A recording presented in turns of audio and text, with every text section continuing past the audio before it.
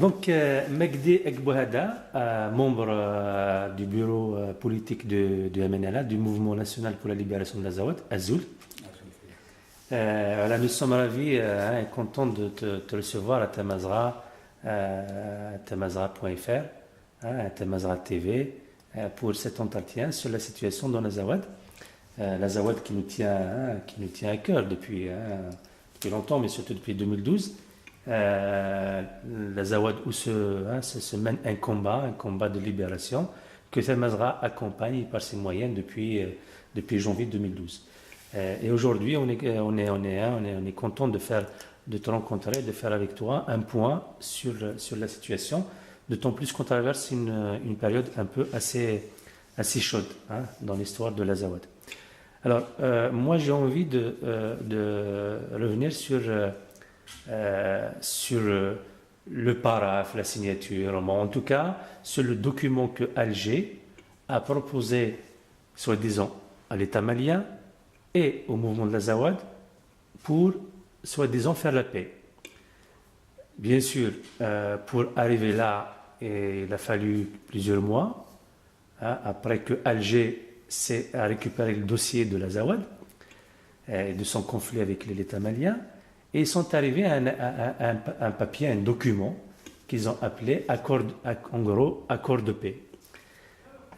Alors déjà, moi, j'aimerais bien savoir qu'est-ce que tu penses de ce document qui est présenté par les Algériens, qui sont bien sûr les chefs de file de la médiation internationale dans ce conflit qui oppose l'Azawad au Mali. Ils ont présenté comme étant un accord de paix définitif en plus d'ailleurs, entre l'Azawad et le Mali. Bon, pour moi, tant qu'Azawadien, pour moi, le document qui a été présenté par l'Algérie accompagné le reste de la communauté internationale, pour moi, ça... Je ne sais pas exactement qu'est-ce qu'on pense les Algériens, qu'est-ce qu'on pense les compagnons de l'Algérien, mais pour nous, les Azawadiens, à ma connaissance aussi, côté des Mali, ça ne fait rien. Comme si jamais a été... Comme s'il n'y a rien fait. D'accord. Dès sa présentation d'ailleurs, en mars, fin février, le 25 février d'abord, et puis le 1er mars, je pense, ils l'ont présenté officiellement. La population de l'Azawad, apparemment, s'est exprimée par rapport à ces accords, par rapport à ce papier. Qu'est-ce que la communauté de l'Azawad, qu'est-ce que les populations de l'Azawad ont dit, déjà depuis mars? Bon, les Azawadiens, on ne sait pas qu'est-ce que ça veut dire, qu'est-ce que ça montre, qu'est-ce que ça veut dire cet accord. Comme si ils ne sont pas concernés par l'accord entre l'Azawad et le Mali. Et puis on ne sait même pas qu'est-ce que ça veut dire, qu'est-ce qu'il porte cet accord. Et moi-même, parmi les gens que normalement on sait qu'est-ce qu'il y a dans cette enveloppe de trucs, mais jusqu'à présent, je ne comprends rien. Et il ne m'apporte rien. J'attends rien dans ce qu'on appelle l'accord et le paraphe entre le Mali et les Azawadiens. Et les Azawadiens n'ont pas, à ma connaissance, n'ont pas paraphé avec les Maliens. Ils sont paraphés avec les Algériens et la communauté internationale. Et à ma connaissance aussi, les Maliens n'ont pas paraphé avec les Azawadiens, comme s'il n'y a rien qui s'est passé entre le Mali et l'Azawad. Les Maliens, ils sont paraphés entre eux, ils sont signés entre eux.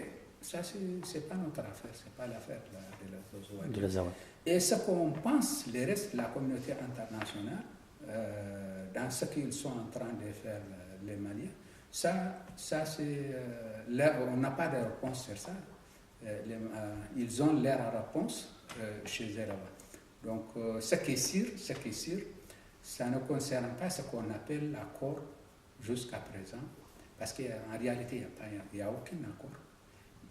Il n'y a même pas de négociation, il n'y a aucun ce qu'on appelle entre les belligérants. Normalement, il y aura il y pour aura, parler, oui. il y aura les négociations. À travers les négociations, ils vont tomber sur tel ou tel accord. À ma connaissance, jusqu'à présent, on n'a jamais rencontré les Maliens de manière officielle. Voilà, c'est ça. Et la mobilisation dans l'Azawad, on est bien d'accord, il n'y a pas qu'à Kidal qu'il y a eu mobilisation. Parce qu'on a vu pas mal de photos, pas mal d'images sur Kidal. Mais bon, est-ce que les autres régions de l'Azawad ont vu la même mobilisation qu'à Kidal? Bon, les Azawadiens, seulement, ils n'ont pas de moyens de mobilisation. Ce qu'ils ont les moyens, ce qu'ils ont possibilité de mobilisation, ils sont mobilisés. Ceux qui n'ont pas de possibilité de mobilisation, ils ont fait ce qu'on peut faire, chacun là où il est, quel que soit dans l'Azawad ou ailleurs. Donc, il n'y a rien de nouveau pour les Azawadiens. Donc le 14 mai, Bilal Ag Chérif, qui est le président de MNLA, président de la CMA, est allé à Alger pour parapher le document d'Alger. Donc, que pensent les Azawadiens de ce paraphe? D'abord, moi je t'ai dit tout à l'heure, les Azawadiens, on ne sait pas qu'est-ce que ça veut dire la paraphe. Ouais. Pour les Azawadiens, la paraphe, c'est-à-dire c'est la signataire d'accord. Pour les Azawadiens, on ne sait pas jusqu'à présent pourquoi, c'est quoi cet accord-là. Et Bilal aussi, Gacharif, a été coincé, a été pressionné par la communauté internationale. Ce qu'il a fait comme les paraphes, il est paraphé à cause de la communauté internationale, ce n'est pas à cause des Maliens, parce qu'il n'a rien à faire avec les Maliens. Donc, pour les Azawadiens, ils sont mal compris parce qu'il n'y a pas une compréhension d'avance. On ne sait pas qu'est-ce qu'il y a entre ce qu'on appelle la paraphe et signataire d'accord. Hein? Avant, il y a un grand problème a été déclenché à cause de la malcompréhension de ce qu'on appelle la paraphe. Comme il n'y a pas la suite après la paraphe, il n'y a pas la suite sur le plan d'accord. Bon, je crois qu'il n'y a rien qui a changé. Il n'y a rien qui a changé. Bon, à ma connaissance, les Maliens, ils sont paraphés depuis fin mars entre eux. Et puis ils sont fait les signataires le 14 mai entre eux. Ouais. Bon, ça c'est leur affaire. Ça c'est leur affaire. Ça ne concerne pas, nous les Azawadiens, ni près ni loin. De loin. Donc aujourd'hui, l'Azawad, on l'a compris, de toute façon ils l'ont exprimé à plusieurs niveaux, et ils ne se sentent pas concernés par ces accords. En même temps, on a vu Alger qui a fait beaucoup de pression sur les mouvements de l'Azawad afin qu'il paraphe ou qu'il signe. À ton avis, pourquoi Alger en particulier a exercé toutes ces pressions sur les mouvements de l'Azawad? Bon, ce n'est pas l'Alger seul qui fait les pressions sur les Azawad. Tout le monde il fait les pressions sur l'Azawad. Ce que je vois entre l'Algérie et le reste de la communauté internationale, par exemple ce qu'on appelle la MINUSMA et les Nations Unies, c'est eux qui n'ont rien laissé comme les pressions sur l'Azawad. Mais toujours ils font les pressions à faveur aux côtés des Mali.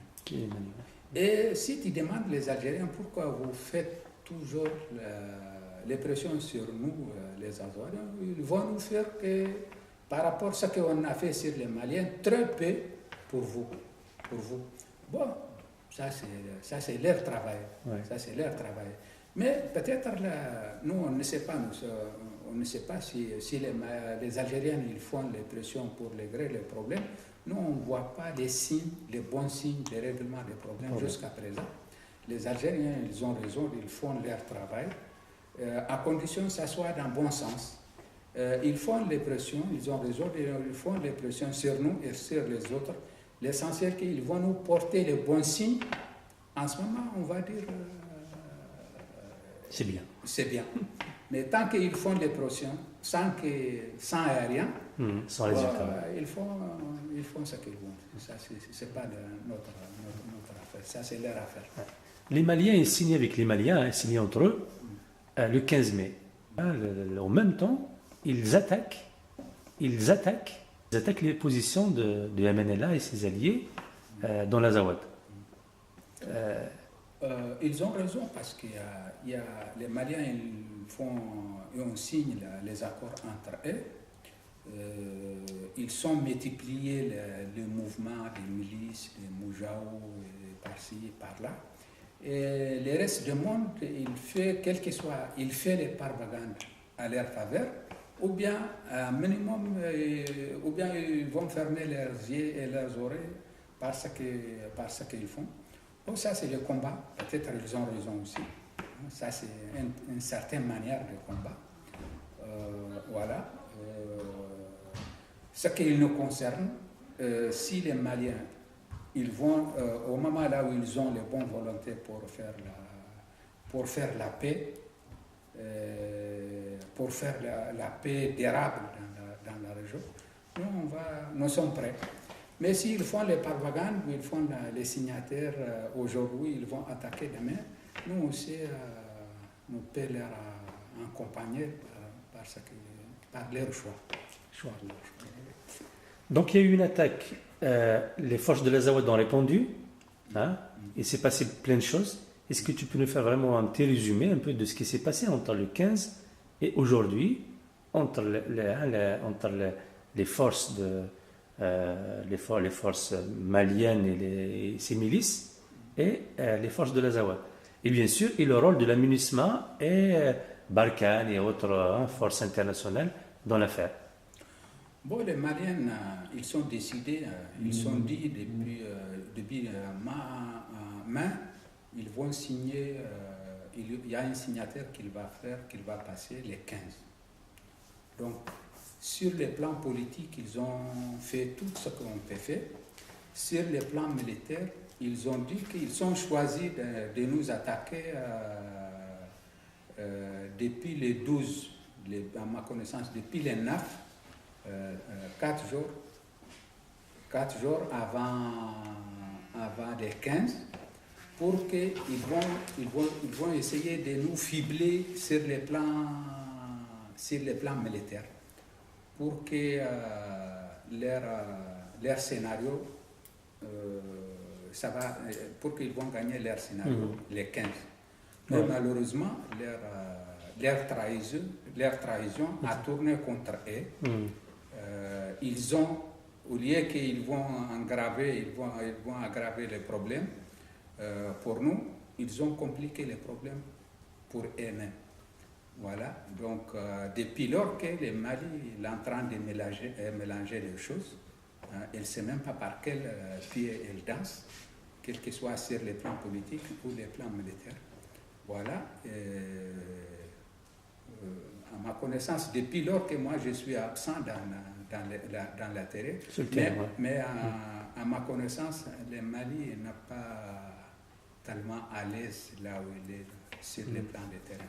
D'accord. Ouais. Ils ont attaqué des civils. Bon, ils ont attaqué d'abord, ils ont commencé par attaquer le Meneka. Ils ont pris Meneka. Après, ils ont tout fait pour que les troupes de Menela, on n'approche pas dès qu'il y aura une troupe qui reproche à Meneka, ils vont les attaquer. En même temps, ils vont perdre la guerre. Depuis lors, rares jours qui n'ont pas attaqué une position, ils vont perdre la guerre dans cette attaque. Et depuis lors que jusqu'à maintenant, pendant une semaine et quelques. Voilà. Jusqu'à aujourd'hui, ils ont perdu la guerre 2 fois. Deux fois, ils ont perdu la guerre à Tinfadinata. 2 fois, ils ont perdu la guerre à Ikadewan. 1 fois, ils ont perdu la guerre à TC tout à l'heure, dans 2 heures de temps. Ils ont perdu la guerre à Tinahamma avant-hier ou hier. Donc, la liste continue, la liste longue, voilà. Et notre rôle, on va les répondre au moment là où ils vont déposer les questions, quelles que soient sur les plans des terrains ou politiques.